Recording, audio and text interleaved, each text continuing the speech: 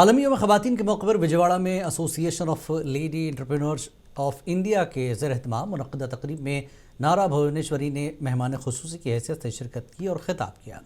उन्होंने प्रोग्रामों में शिरकत के बाद अपने तासुरात में कहा कि आज की ख़वातीन हिम्मत की अलामत है, वो पेशे वरना और ज़ाती तौर पर ज़्यादा ताकतवर हो रही हैं।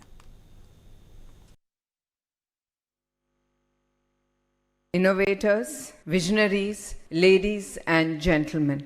It's a great honor to stand before you today as the chief guest on the momentous occasion on the 50th International Women's Day. This milestone is not just a celebration but a call for action, a reminder of how far we have come and how much further we can go. This year we embrace the theme, the new Gentecade for sustainable enterprises and prosperity for all of us. We are on the brink of a transformative era where technology and sustainability coverage to create an inclusive